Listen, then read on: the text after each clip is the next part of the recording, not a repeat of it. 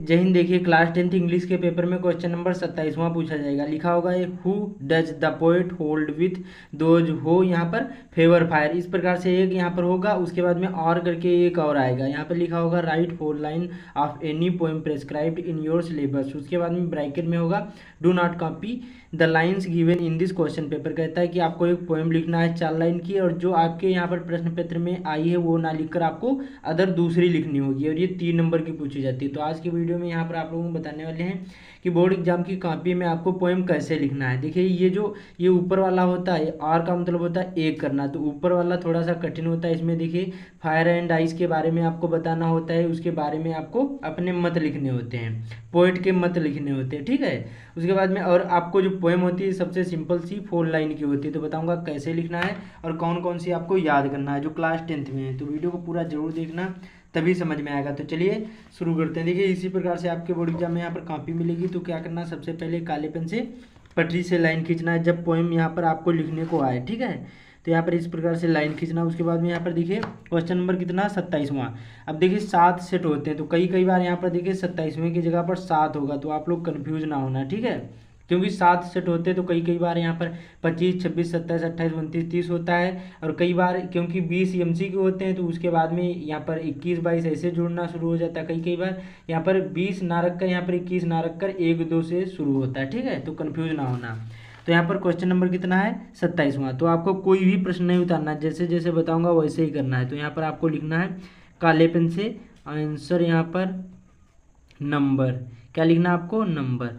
अब देखिए 2 चीज़ें होती हैं, कई यहाँ पर देखिए जो आंसर नंबर भी लिख सकते हैं, और यहाँ पर देखिए यहाँ पर क्या लिख सकते हो, आंसर, यहाँ पर 2 क्वेश्चन, यहाँ पर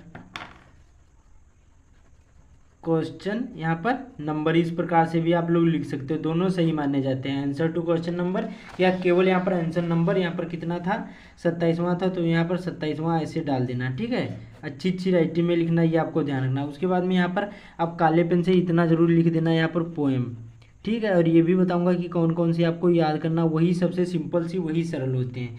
इतना आप लोग पोएम जरूर ही लिख देना, इससे एग्जाम को पहचानने में आसानी होगी। अब आपको यहाँ पर लिखना है। तो देखिए सबसे सिंपल सी पोएम कौन है यहाँ पर, the way A crow, the way A crow. और कमेंट करना कि आपको कितनी पोएम यहाँ पर मालूम है, the way A crow.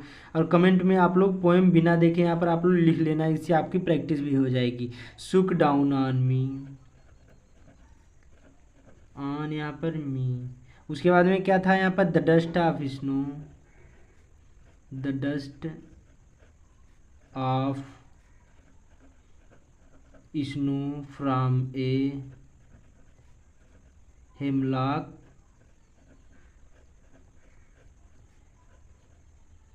Tree. ये देखिए एक पोएम हो गई। और एक और सिंपल सी इसी में है, दूसरी वाली, उसका देखिए किस प्रकार से है। अब देखिए जो यहाँ पर द डस्ट ऑफ स्नो की पहला लेसन है, इसमें 2 आपकी पोएम बहुत ज़्यादा इंपॉर्टेंट होती हैं, दोनों आप लोग तैयार कर लेना। द वे क्रू सुक down on me, the dust of snow from a hemlock tree. अब देखिए दूसरी हमारी है यहाँ पर हैज़ गिवन, यहाँ पर क्या है, हैज़ गिवन यहाँ पर my heart, my HART heart. उसके बाद में क्या था, ए चेंज यहाँ पर ऑफ मूड।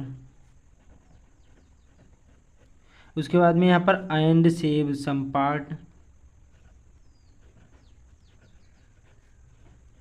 एंड सेव्ड यहाँ पर सम पार्ट। अब देखिए यहाँ पर of a day I had, यहाँ पर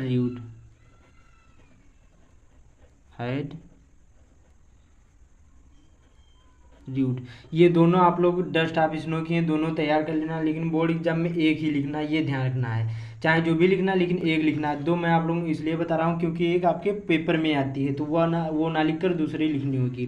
अब देखिए जैसे ये समाप्त हो जाए तो यहाँ पर काले पेन से लाइन जरूरी खींच देना, ठीक है। इससे थोड़ी कॉपी होगी वो अट्रैक्टिव दिखेगी। तो इसी प्रकार से आपको पोएम लिखना। उम्मीद करता हूँ आप लोगों को समझ में आ गया होगा। तो इस वीडियो को ज़्यादा से ज़्यादा शेयर कर देना। चैनल पर पहली बार आए चैनल को सब्सक्राइब भी कर लेना। तो मिलते हैं अगले वीडियो में।